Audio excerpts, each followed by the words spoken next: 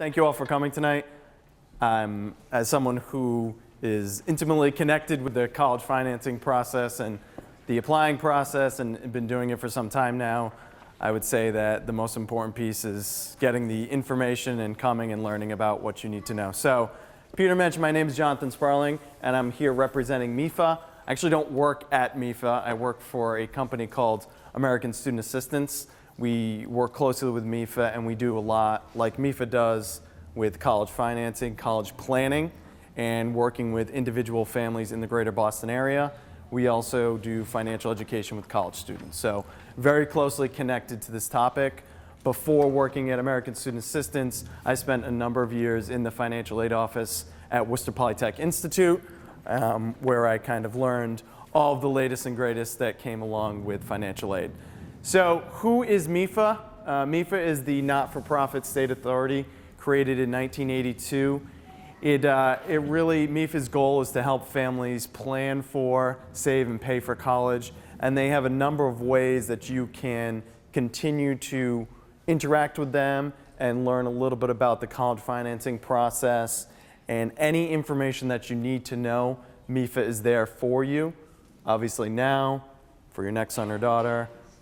Take advantage of their resources. It's all available to you, free of charge. And as Peter mentioned, if you want some help completing that FAFSA, I highly encourage you to come to one of those, to the day here on November 29th. That'll be a great opportunity to kind of get all that work done and answer any questions that you might have. So we start with this slide.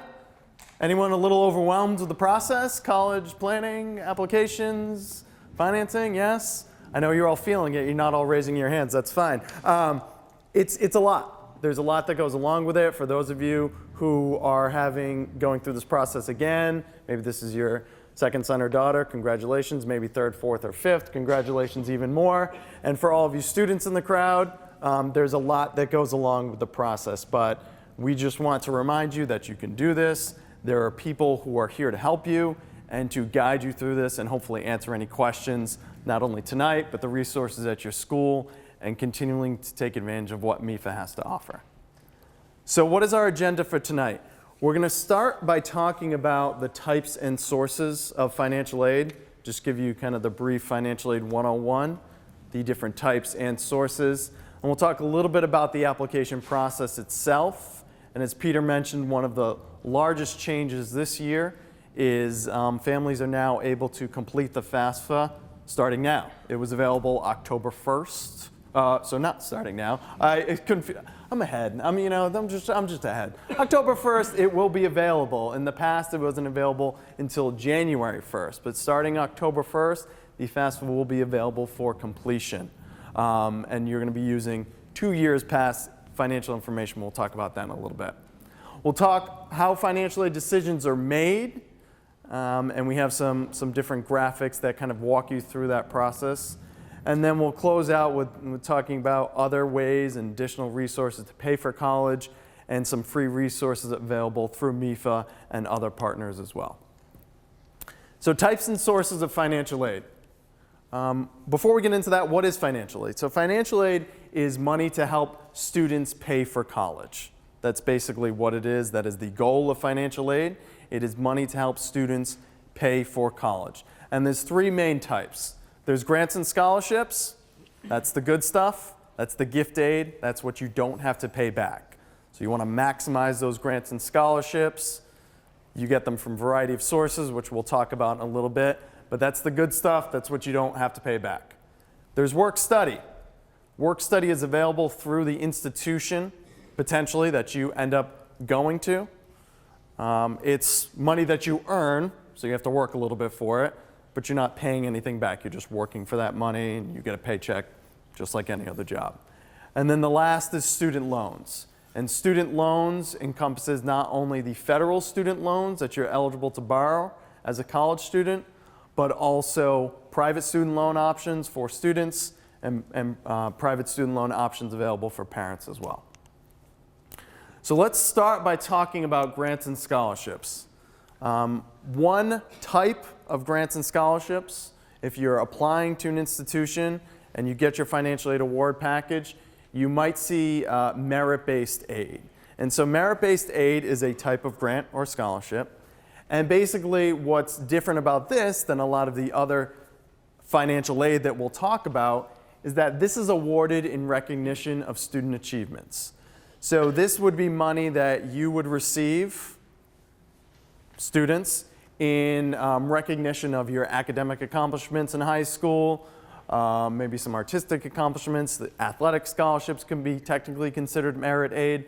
This is awarded financial aid, still considered financial aid, for some type of achievement that you accomplished in high school. So that is merit-based aid.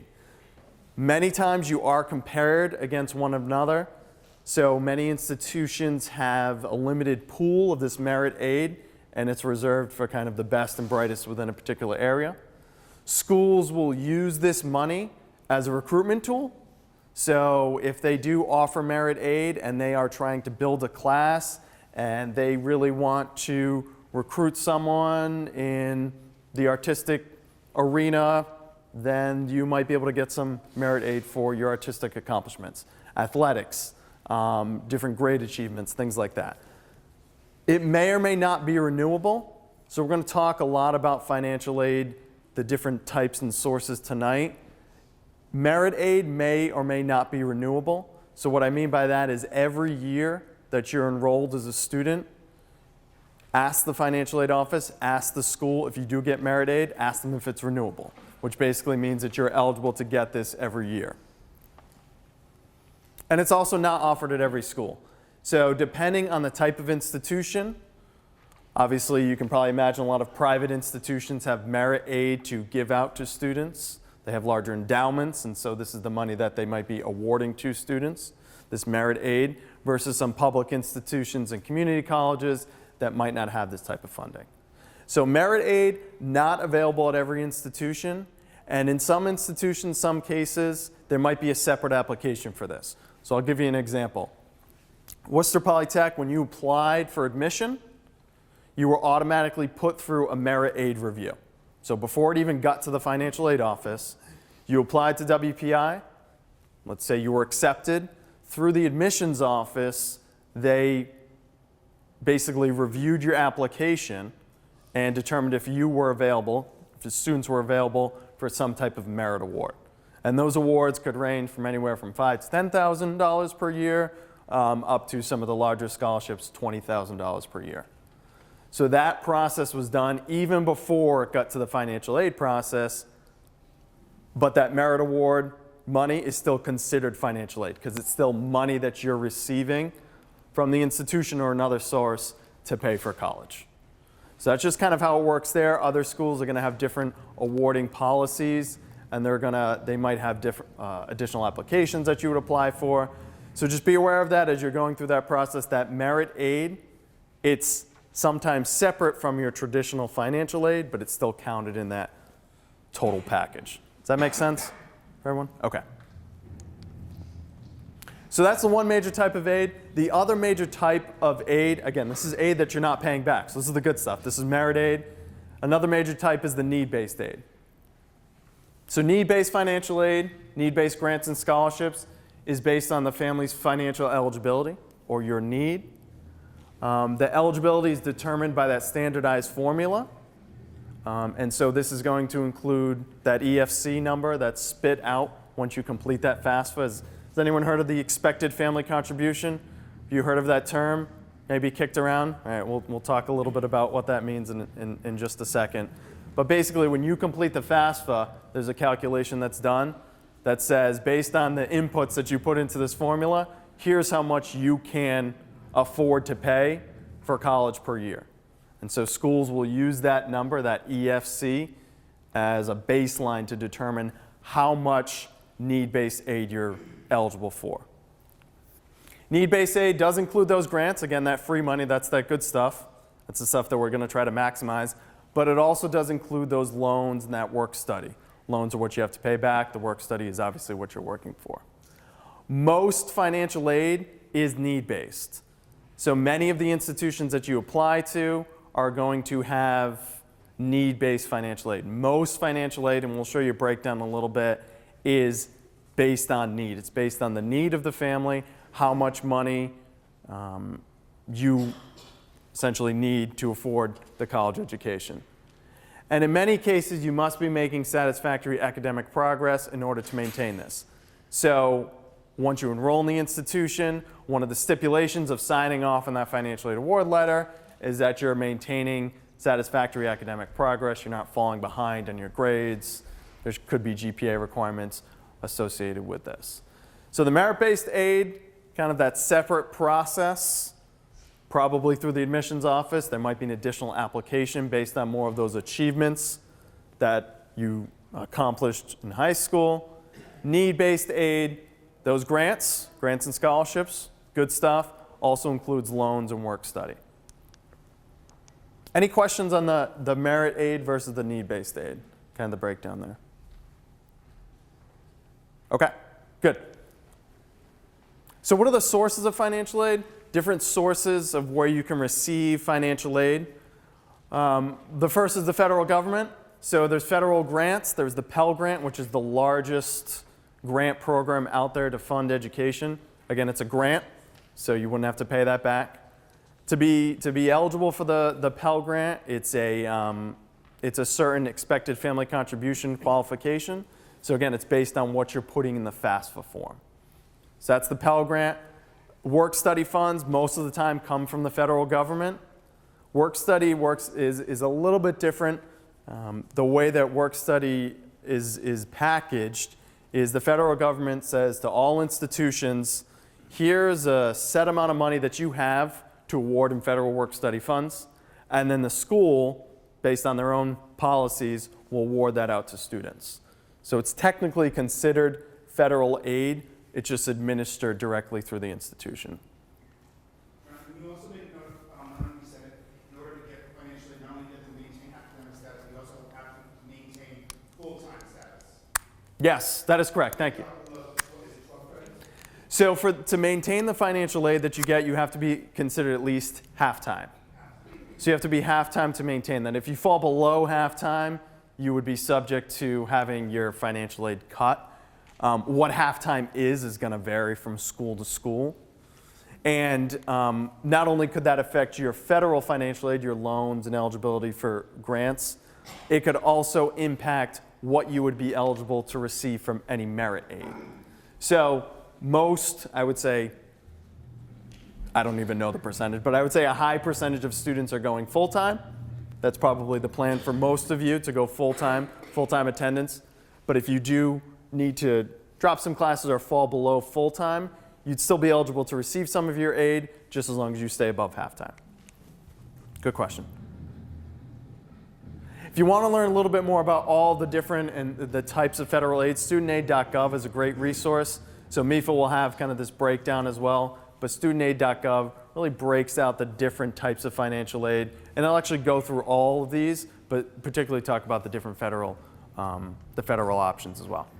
So state of Massachusetts, so there's source of financial aid. You can get financial aid from the federal government. You can also get it from the state of Massachusetts.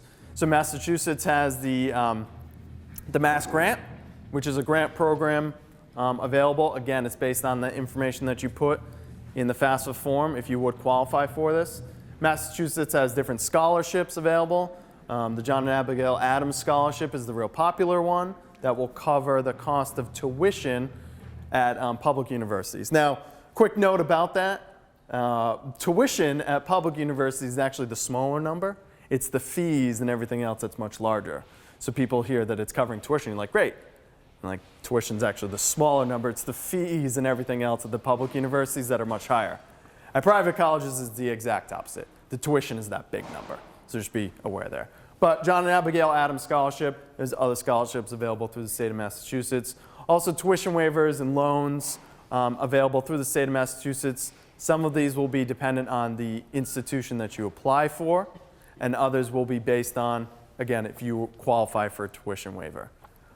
OSFA.mass.edu is a great site to look at as well. So OSFA is the Office of Student Financial Assistance. It's the Massachusetts Office of Student Financial Assistance, but the website there is OSFA.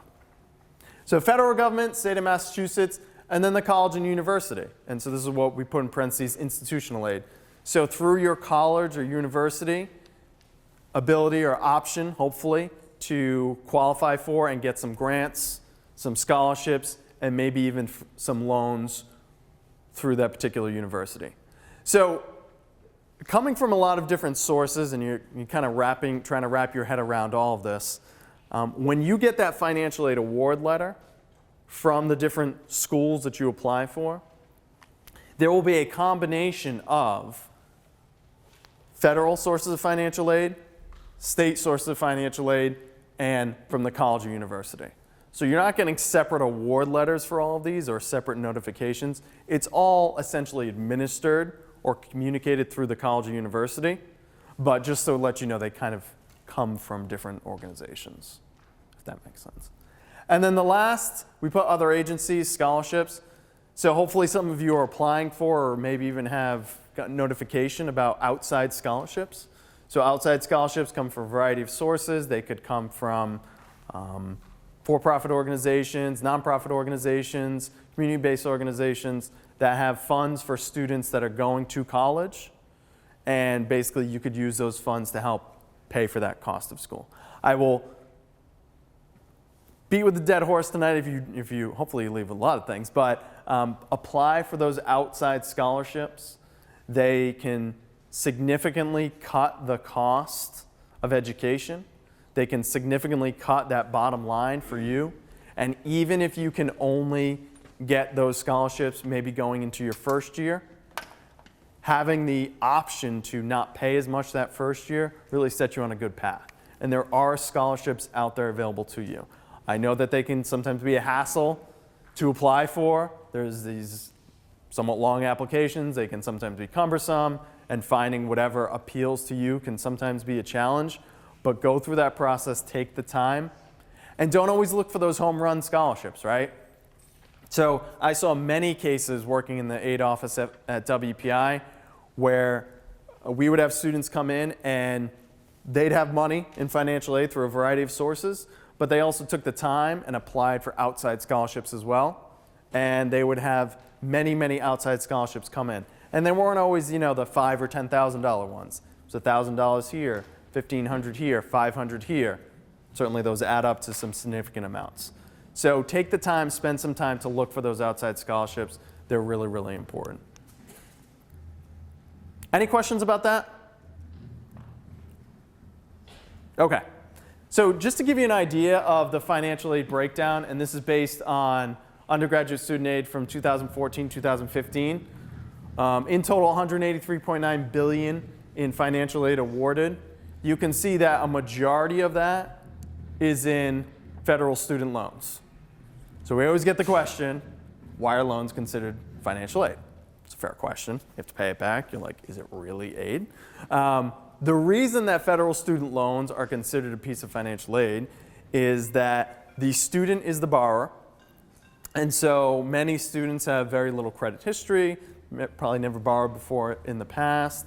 And so to secure a loan would probably be next to impossible.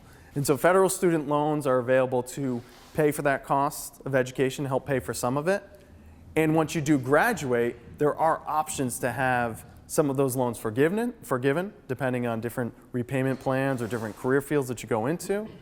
And there's options to kind of extend repayments out and to make that repayment period work for you. So federal student loans do kind of fall under that umbrella of financial aid, and as you can see, one of the largest. Good news, 22% and 24% institutional grants and scholarships and federal grants. So a large portion of financial aid is in grants as well, and smaller portions broken down in the other sources there. So any questions about the types of financial aid and kind of the general breakdown of where everything is with financial aid? I will take your silence as I've answered all of your questions, so that's good. But if you think of any back in that area as well, feel free to ask as we go through. Okay, let's talk a little bit about the application process and what you need to know. So there's two major forms that we'll review right now, starting with the FAFSA. So the FAFSA, free application for federal student aid, FAFSA.gov. I jumped the gun earlier, it's not open yet, but it does open soon, October 1st. And it is required by all colleges for federal and mass state aid. So the FAFSA form is really the form that you're going to start with. That is the form that you're going to fill out, complete. You're going to do it every year. It's going to ask for both parent and student data. And like I said, it is available October 1st. FAFSA.gov is the place to go.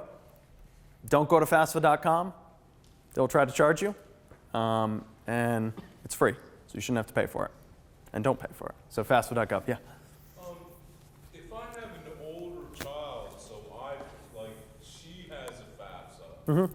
right? But I already did my FAFSA on her, so I have my own ID. Mm-hmm. You should The be. younger child should only have to do hers, and Yep. I should use mine with hers. Is that correct? So I don't have to do it again. Correct. Yep, you'll have to do the I FAFSA. just put in the same. I don't have to put in the same information. I just refer to this. So that's a good question. To sign the FAFSA, you're going to need that FSA ID. Yeah. Right. So that'll be your signature, your electronic So I signature. would just sign this, mine, the Yes. parent's ID. Yep. For both of them. Yep. And then you'll have each of your students will have their own. So if that's true, I only got to do hers again. Right. Like the Yeah. younger one. Right. Yep. Okay. Yep. I just want to make sure I understand. Yeah. So the FSA ID is basically used to log in, to complete your information, and is used as your electronic signature. So yeah. So if you have multiple students, each of them will have their own FSA ID, and you'll have one FSA ID. Yep. Just make sure you're going to reiterate, go to FAFSA.gov. Yes. FAFSA.com is a paid site that you're going, it is a free thing. You're not going to get what you need. FAFSA.com is a scam. If you're not sure Right. about it, go to the school's website, there's a link on the last page straight. Pleasure. Yes. Thank you. You can also use the, when completing the FAFSA, a couple of years ago now, after many, many years of trying to get this in place, the IRS website does actually link to the FAFSA. And so if you have completed your taxes, which for this year, and I'll show you in a second the data that you're using, this should be for most of you, you can use what's called the IRS data retrieval tool. And so instead of having to put in all of your information again in the FAFSA form, you'll go in, you'll see the option to use the IRS data retrieval, and it actually pulls your information directly from your tax return that's on file and populates it right in the FAFSA. Pretty nifty. That took about 25 years to happen. That's not a joke. They started talking about the linking two systems in like the mid-90s. So we are there. So you are the lucky recipients of it. But it's a really great way to synchronize information, and it's a good way to avoid making mistakes and errors as you're completing the FAFSA. So what is a report on the FAFSA? Citizenship status will be asked on the FAFSA. College where the student is applying, I believe you can put up to 10 colleges in the FAFSA. And if you need to know what the college code is, every college has a code, I would go right to their website. There should be a pretty good list. And Navion as well, thank you, where you can get that information. Say that again? Because there's times where I've had problems Finding the code. So the college website should have their federal code, but the Navion website has it as well.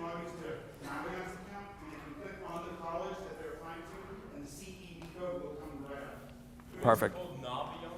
Navion. N-A-V-I-E-N-T. Oh, N-A-V-I-E-N. Okay, thank you. Oh, perfect. Excellent. Parent and student data will be on the FAFSA as well. With the parents, so we get this question sometimes, who are considered the parents? So married, including same-sex parents, all parents who live together, married or not, and divorced or separated, if that is the situation for you, it's going to be the custodial parent and the current spouse. So that is who is considered parents and who is reporting that information on the FAFSA. Again, it's asking for student data and parent data. Income. So this is something that's new for the 17-18 FAFSA, which is for the 17-18 academic year, which is all of you are completing for. You're going to be using 2015 income, both taxed and untaxed. So this is the major change that we've been talking about and you maybe heard about. In the past, you were using data that might not have been officially completed, right? So in the past, to complete the 17-18 FAFSA, you were going to use 2016 tax return information, and a lot of people were like, well, my taxes aren't done. You know, there's kind of that lag period. So now, moving forward, for the 17-18 FAFSA, so the FAFSA that becomes available October 1st, you're going to be using 2015 income, and it's going to be both taxed and untaxed. Asset information is also included in the FAFSA. This is going to include your savings account, checking, investments, other property. Some things not to include. All of this is outlined when you go through the FAFSA as well, so don't feel like you have to memorize this. Don't include the value of your primary home.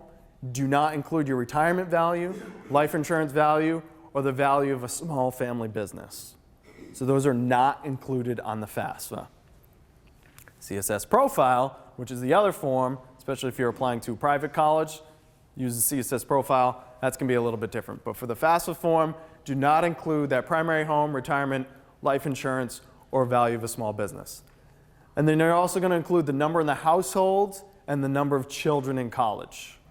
If you are in college, parents, if parents are in college, you are not included in the number in college.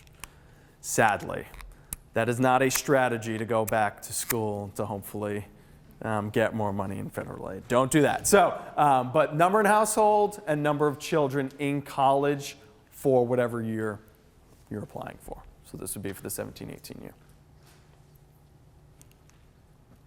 Other financial aid applications, talked about this a little bit already. The CSS Profile. This is going to be required by some colleges. It's $25 for the first school, and then it's $16 for each additional school, so sadly not free. There are waivers available to you if you qualify for them.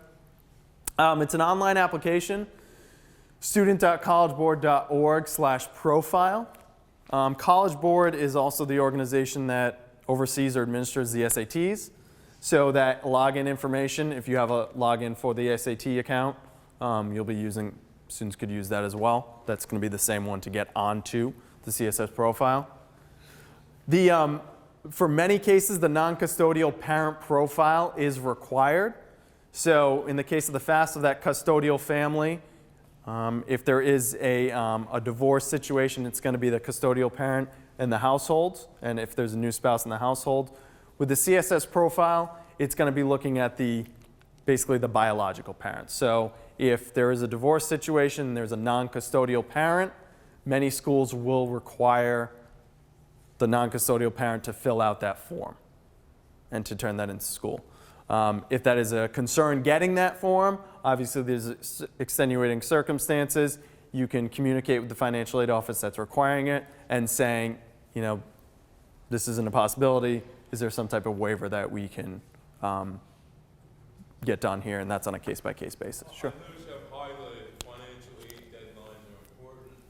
And I'm also questioning that if it's $25 for first school and $16 additional, should you really only be putting this in after they've been accepted or when they apply? I mean, what if they apply to 10 schools? I mean, should you really wait to put this in, but then the deadline's important too? Yeah. So, I mean, when do you decide to put this in? So the CSS Profile is going to be used. So to answer your question, not every school is going to use this. So odds are, if you're applying to 10 schools, not everyone will utilize the CSS Profile. In terms of when you turn it in, it's going to be, every school is going to have their own kind of rolling deadlines of when they want to see these forms. What a lot of schools use the CSS Profile for is to award their own merit-based aid. So I guess my answer to that is you could certainly delay, but it's not going to give you a full picture of what your financial aid package could look like. So it's really that if your kid's like serious about a school, like maybe you have a list of 7 schools, these are my top apply for them now. Absolutely. Okay. Yeah, and I can tell you at Worcester Polytech we use the CSS Profile, private institution, and it would be. It would have been nice to know this before my daughter was doing the tours, because that would have been the question that I would have asked. Do you guys accept? Do you guys require the profile? Yeah. It's a little late. I mean, because she's already done a lot of tours. Right. Right. Yeah, I mean, I would say that if it's that's a good strategy you could do if it's kind of within that top tier, and they do require the profile to go ahead and do it. But I would look at that list too, because again, not every college that you apply for, and even some that you think might not use that form, might not use the CSS Profile. Yeah, good question. We'll have those on October 1st as well. Yes, thank you. College Board just made that announcement. October 1st as well. Kind of aligning when things are open, which is kind of nice. Yeah, in the back. Did you have a question?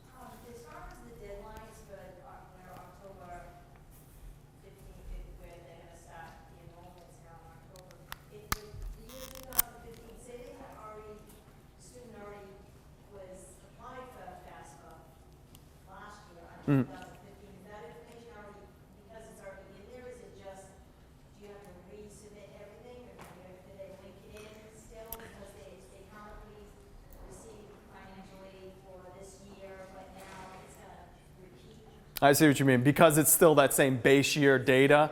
Yeah, you will have to do you will have to do this year's FAFSA simply because it's going to be 17-18 versus the 16-17. So yeah, you will have to do it again, but that information in theory should be the same. Right? So this year is kind of weird, right? So that's fun to add to everything else. But because there's that overlap of 2 years using the same base year data, right? Because if you did a FAFSA last year for 16-17 for another son or daughter, you were using 2015 data. And now you're using 2015 data again, tax return data when I say data there. So yeah, you'll have to do it again, but hopefully the information's the same. I guess another thing is, I'm just thinking because my daughter who did receive aid, Yep. her particular income, which affects what the aid is allotted for that year, 2015 was high, but now 2016 it wasn't, where it would have been a benefit for her. Because Sure. now she's gotten a full-time student. Right. That income level I see what you mean. is not, is there some kind of stipulations that they can consider? I see what you mean. 2 years ago, but last year, her income significantly dropped. Right. So on the 2015, her income was high, working more, and now moving forward, full-time student, it's not going to be as much. But since it's asking for 2015 again, yeah, I mean that's a great question, and that's something that would probably come along in an appeal process. So talking with that financial aid office and saying, look, I'm using this 2015 base year tax data for my daughter, you said, right? Or she's using it, but in, kind of moving forward, an accurate representation of her financial picture is really 2016 and moving forward. And so that's something that I would bring up in kind of a letter of special circumstances or appeal type situation. But there's going to be cases like that, kind of, I think, abroad, because it's both good and bad that you're using data from a couple years back. It's good because it's complete. It might not be so good because the current representation of your financial picture could be very different. So that's where I would say those appeal situations, that special circumstance comes into play. Good question. So what happens after you apply? The colleges and the states receive the data electronically. You will receive, as long as you put them on that profile or that FAFSA, you will receive electronically by mail what's called a SAR, or your student aid report. Look at your student aid report. That's basically going to be a printout or a view screen of everything that you put on the FAFSA. For the CSS profile, you receive what's called the CSS Profile. CSS Financial Aid Profile Acknowledgement should just say, yes, you have submitted this data, this CSS profile has been processed. Number 3, contact the financial aid office with any special circumstances. So we talked about that a little bit. The fourth is the college may request verification documents, and technically your financial aid application is incomplete until you submit these documents. So verification is essentially just comparing what you put on the FAFSA form to what you filed in your taxes. It's basically what it is. And so the school is verifying that you accurately represented yourself to the best of your ability on that. And so schools, as kind of their due process and due diligence, will randomly or sometimes selectively choose families to complete verification. So they may require some additional forms from you, maybe a copy of your IRS tax transcript, different things like that. So just be aware that might be something you have to do as well. And then colleges review the applications and determine your financial aid award. That's kind of the process that happens. I would definitely look at that student aid report just to make sure that you didn't make a mistake. And if you did make a mistake, you can go back into the FAFSA, log back in, and resubmit, submit some corrections, and the school will get a corrected version of that. If it's an egregious mistake, like if you added another 0 on your income, that kind of changes things a little bit. Go in and correct that, but then also follow up with the schools, because heavy processing time, they're going to look at that first FAFSA, and so just make sure that they're aware that, hey, I made kind of a big mistake here. Any questions about financial aid forms? Okay, excellent. So let's talk a little bit about how financial aid decisions are made. So the first thing that you start with when talking about financial aid decisions is looking at the total cost of attendance. So cost of attendance, or COA, is basically any cost or any expense that you could incur for 1 year of college. And so obviously this includes the big ones like tuition and fees, but it also includes room costs, board, which is the meal plan, could include miscellaneous expenses, could include travel expenses depending on where you go, could include classroom expenses or lab fees. So there's all of these costs that go into attending college, and all of this is grouped together under this umbrella called the cost of attendance. And so that's the total expenses for 1 year of college. And then based off of that, cost of attendance is up top. What's subtracted is this expected family contribution. So we talked about this a little bit earlier, but after you complete the FAFSA, you put in all of your financial information, go through that entire process, the FAFSA will basically deliver to you a number, and that number is your calculated ability to pay or your expected family contribution. And this is the amount that the family has the ability to absorb for 1 year of college expenses. So that's basically everything that you put into that FAFSA form gives you a number and says your expected family contribution is X. And that's based on all the financial aid, all the financial information that you put into that FAFSA. That same federal formula is used for every family. So no matter what family you are, the FAFSA, that same federal formula is used for all families. Some colleges also use an institutional formula, so I'm going to kind of derail just a little bit, but that CSS Profile, it's got its own formula, right? So that's its own formula, and that's based on merit. You know, that's used for Merit Aid. So again, you're going to have two different formulas going on. In the end, the family does have the primary responsibility for paying, and the most important takeaway from this slide is that that expected family contribution is not necessarily, and in many cases, what the family will actually pay for 1 year of college, right? It is just the amount the family has the ability to absorb for 1 year of college expenses, so according to the FAFSA and according to the calculation that goes into that formula. So the expected family contribution, if you, let's say you fill out the FAFSA form and you get the expected family, put all of your information in, your expected family contribution is $8,000. You could very well be paying $8,000. You could be spot on and, yep, we'll pay $8,000 per year per college. In many cases, it's going to be a little bit more. In some cases, hopefully, it's going to be a little bit less. And it all really depends on where you ultimately choose to go to school and what other financial aid the school is giving you in terms of grants, well, especially grants and scholarships. Net price calculators is an online tool that you could use to give you an idea of what you would be paying. Has anyone used a net price calculator or have gone onto a school's website to use this? Okay. So the net price calculator gives you an idea. It's going to ask you some information about your family situation, might ask you some information about your academic situation, depending on how in-depth the calculator is. But it's going to give you, based on historical averages, how much you could be looking at for financial aid from that institution.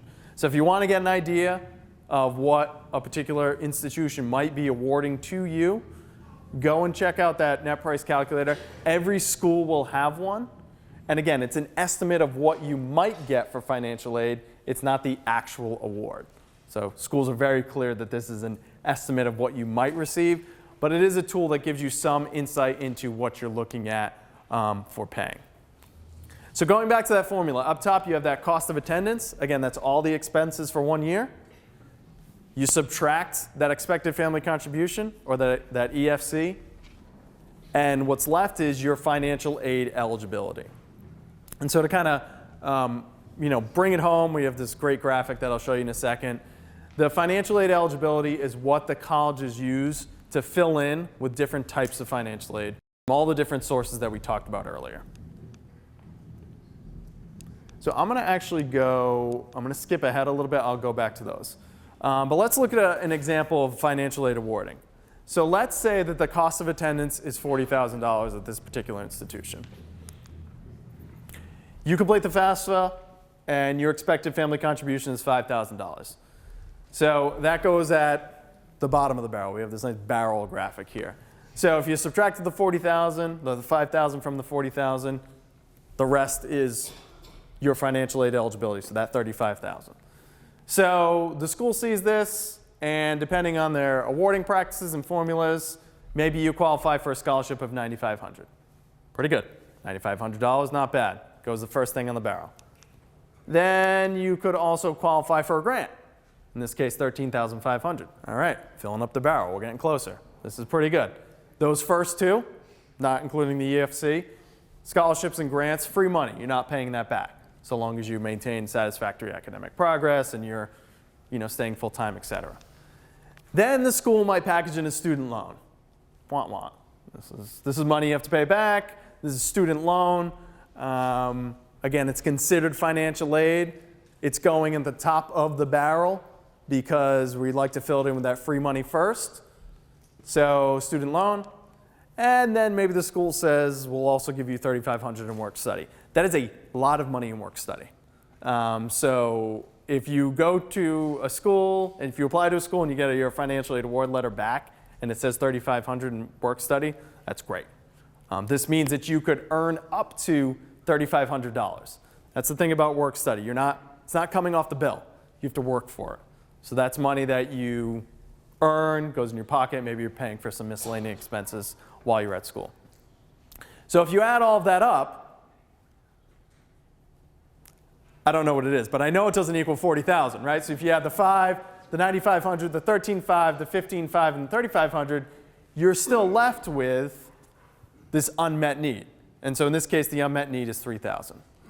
So in this particular situation, the family is responsible for paying that expected family contribution of 5,000, the unmet need of 3,000, and eventually repaying that student loan of 5,500, even though that's really the student's responsibility. So for a cost of attendance of 40,000, you're paying each year the $5,000 in the EFC, that $3,000 in that unmet need. You're taking a loan for $5,500, and the work study, you have the ability to earn that much. So when the bill is due, you're going to have to front that money. You're going to have to pay for it, but you could earn up to that back and maybe use that money to pay for second semester costs, things like that. So I really like this graphic because I think it breaks down, how money is filled into the barrel, how schools are awarding financial aid, and the different scenarios that go into this. Now, let's say outside scholarships, right? I'm going to bring this up again. Let's say you apply for an outside scholarship. If the school is smart, and what a lot of schools are doing, is if you have this situation here, you apply for an outside scholarship and you get, I don't know, $2,500, right? What they're going to do first is just put that right on top of the barrel. So that unmet need, if you put $2,500 in there, it goes down to $500. So now it's looking a little bit better. If you get $5,000 in an outside scholarship, fills the $3,000 in unmet need, and then depending on the institution, they'll either cut your work study, which they probably will, because then they can reallocate that to other students, and work study is extremely scarce, or they would reduce your student loan to kind of meet that other $1,500. So outside scholarships, very important, especially when it comes to kind of cutting those costs that you're paying for school. Any questions on the barrel graphic? You can tell it's one of my favorite portions here, but I think it does really break down the philosophy and kind of how financial aid is determined, or awarded, I should say. So any questions? All right, I'm going to go back to this graphic here, just to talk a little bit about what some of the inputs and the impact on the expected family contribution. I want to be cognizant of time here, but when you fill out the FAFSA, it's going to ask for a lot of different information. Income and asset information is two of the primary ones. So just to give you an idea of what kind of when you put X amount in assets, how much goes into the actual output of expected family contribution. You can see a couple different options here. Family A has $75,000 in parent income and 0 in assets. Family B has 75 and 75, and family C has 75 and 150 income and assets. So you can see that the main driver of that expected family contribution and what makes it go higher is income. It's income more than assets. Sure, assets increase it a little bit, but the difference between 0 and 75,000 only raises that EFC about 3,000. So you can see kind of the driver of what that expected family contribution is really that income. Now in this case, you can see kind of the difference here. The asset line is the same, 50,000 for each one. The income goes up, from 75 to 100 to 150, and you can see kind of the significant impact on that expected family contribution. My light doesn't work, but 75,000, it's 9,553. Up to 100,000, it jumps almost double. So really, it's the income that's driving that expected family contribution. So I get this question all the time. Well, maybe I should just quit my job. Don't quit your job. Do not quit your job. It's not a good trade-off, right? I mean, there's other things that come along with getting a job. But just to give you an idea of what is really driving that formula, that's what it is. It's really that income versus that asset. And just to wrap it up, how this formula really works, it's all based on that cost of attendance. So that expected family contribution travels with you, right? It doesn't matter if you're applying to a school that costs $60,000 a year or one that costs $10,000 a year. Your EFC is the same at both. And so you can see, obviously, your eligibility from college A to college B, college C, college D is going to vary dramatically based on what that total cost of attendance is. We did the barrel example here. So with that being said, next previous scenario. Yes. If your EFC is $8,000. Yes. And a state school costs $8,000, don't plan on getting much financial aid to serve the state school because your EFC is $8,000. Correct. Therefore, just maybe, a private school that's $50,000 a year, you may get so much financial aid that now maybe you aren't paying that EFC at all. Good. Absolutely. So I guess my point is, Don't be scared by the sticker. don't be afraid of a private school. They have Yep. a lot more money to give. Don't be scared by that sticker price, right? To be honest with you, a lot of schools, shut off the camera, but a lot of schools are raising their sticker price as a competition, right? There's something inherently valuable, we think, when something costs more, right? So some schools are doing that, but exactly like Peter said, you might apply to a school, it costs $60,000 a year. You might get right off the bat $40,000 scholarship. So now you're really only paying 20, and then coupled with other outside scholarships that you might get, maybe some state grants, etc., it could go much lower. So absolutely, it's very important not to be totally scared away by that sticker price. And then this just kind of gives you an example of how award letters, how those totals can vary, which we talked a little bit about this already, but college A, college B, college C, you can see that for each one of these, the cost of attendance is $40,000, your EFC is 5, so your total eligibility is $35,000. But again, how each school fills that barrel is going to vary entirely. So college A in this scenario, a lot more generous in grants and scholarships as compared to college B and college C.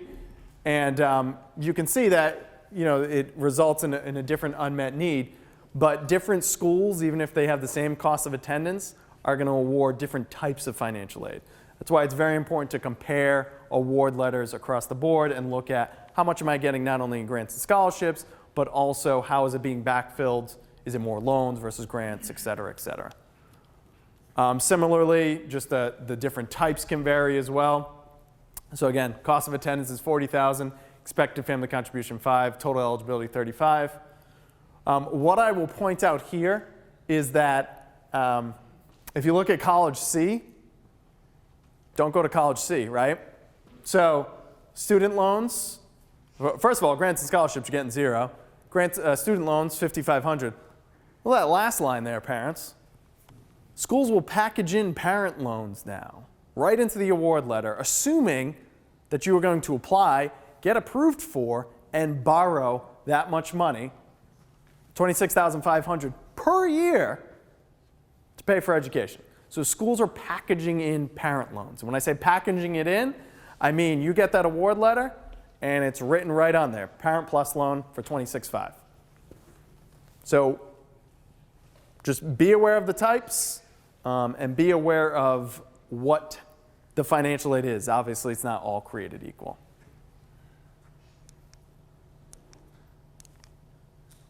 Questions on that? Yes. I have a question. Yes.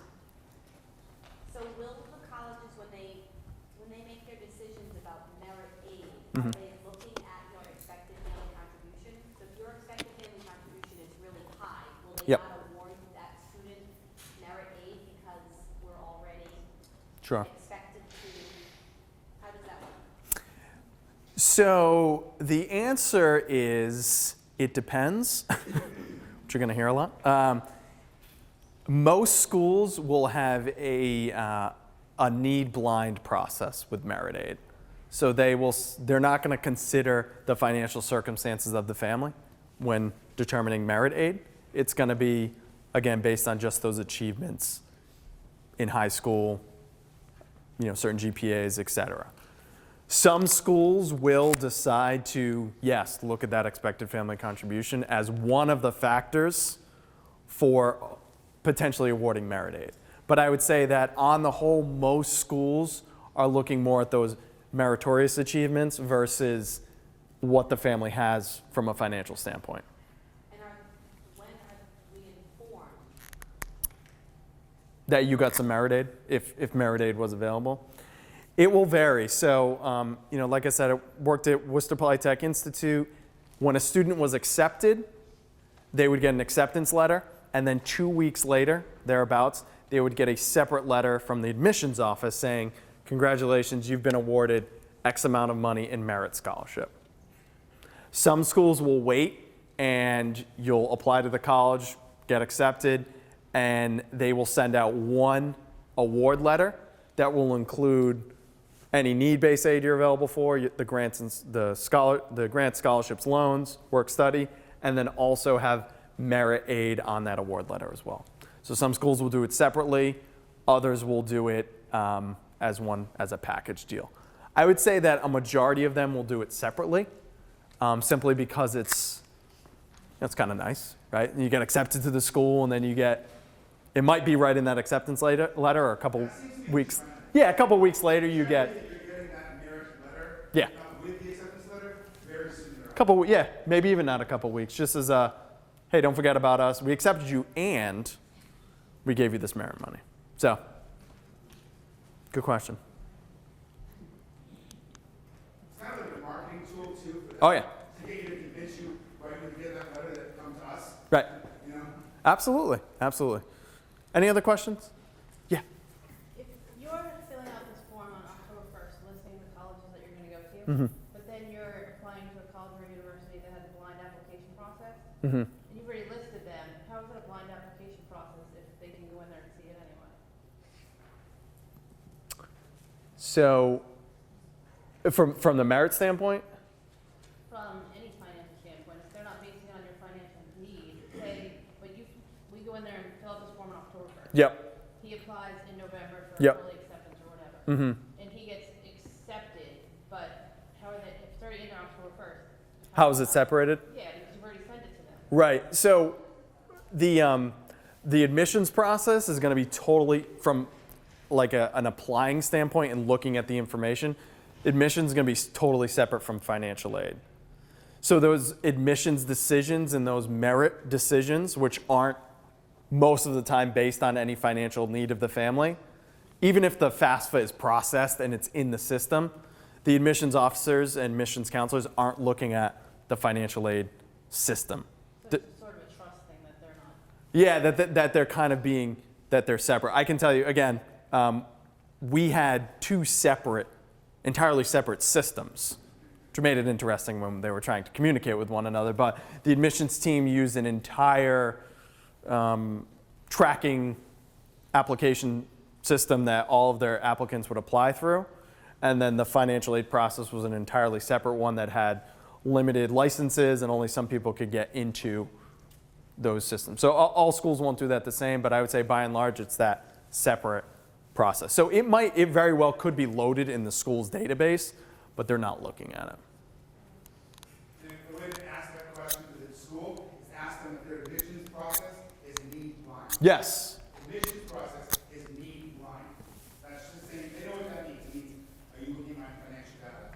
And make your decision. Right. to come to this school. And that's a great point, because some schools won't be need blind, and they will say that they are not need blind. They take that into consideration. But the schools that are, we hope, are not looking. Yes, absolutely. So just want to wrap up with paying for college, filling the expected family contribution to unmet need. So favorite college up top. So let's say the balance due is $20,000. A lot of different ways to kind of break up and how you're going to pay for that potentially.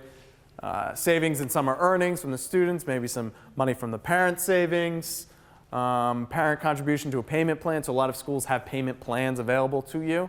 So tuition payments are typically one in the fall, one in the spring. Really actually one in late summer, one in kind of early winter or late winter for the fall and spring semester. But some schools will have a payment plan where instead of paying, $22.50 twice each month, you kind of break it up over the course of 8 or 9 months, just like a normal loan payment. So you could look into that. A lot of schools offer that. And then also future income. So this could be through a private education loan that you decide to borrow. We'll mention about those private education loans available to you. A lot of them will require a cosigner. So if the student is taking it out, the parent would be the cosigner or someone else. Typically the interest rates are a little bit, they're probably competitive right now with the federal student loans. But a lot of them will have those variable interest rates so that interest could go up over the life of the loan. So we talked about this, the federal Stafford loan, the federal direct Stafford loan. The student is the borrower. God bless you. This would be packaged right in your financial aid award letter. It's a 3.76 fixed interest rate for the 16-17 year. 17-18 year will be released shortly or within the upcoming months. And again, for payments, no payments due while you're enrolled. There's multiple options. We talked about this when you graduate from school. Just to give you an example of what it would look like, if you borrowed $27,000 in federal student loans, it would be approximately $300 per month over the course of 10 years once you graduated. I'm talking to all you students out there, because you would be the ones borrowing these Stafford loans. But this just gives you an idea of what a repayment plan or what repayment amounts would look like. So if you borrowed about $27,000, you'd be looking at $300 per month for 10 years once you graduated. Just a quick note to students. You're paying those loans back. If you have an unsubsidized loan, which means the federal government is not paying interest to that loan, subsidized means the government is paying interest to that loan for you. Unsubsidized means you have to pay the interest to that loan. What's going to happen is every quarter, you're going to get a bill for like $3.75 or $13.84.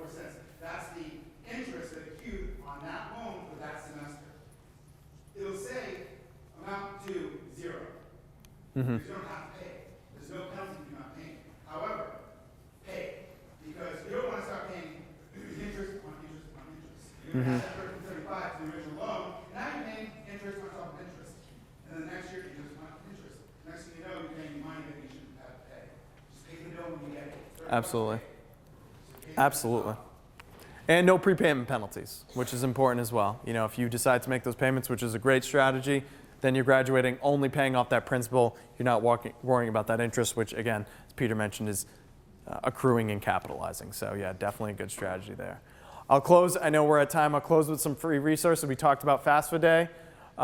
There is one here as well. it's November 6th. I was wrong on my date. November 6th, yes. What did we say? 29th. It's November 6th. November 6th. There's also a First Lady's Up Next mobile messaging tool, so this is relatively new. But if you text college to 44044, receive tips about college, all things related to college. It's something that's relatively new, so we popped it in there. Educational Opportunity Centers located throughout the state for help with free financial aid help.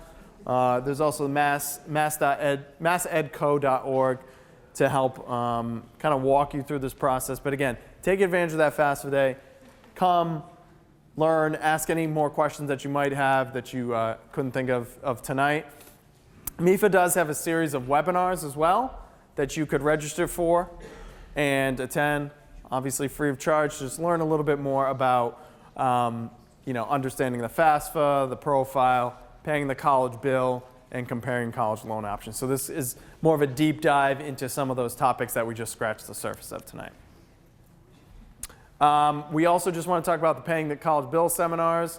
So this is going to provide assistance and clarity on actually paying that bill, different repayment plans, locations. We're going to be advertising this. This will be in March and April. I don't know if there will be one here, but potentially. And so again, the takeaway, register for the MIFA emails. The dates are important to know, and you'll be able to kind of learn and get all the information that you need. And this just gives you an idea of what those MIFA emails are going to look like. I forgot to put my name in, but my name is Jonathan, and so thank you for coming tonight. If you have any other questions, I'll be hanging out here. Any specific questions about your financial situation you want to talk through. But thank you, and good luck with everything.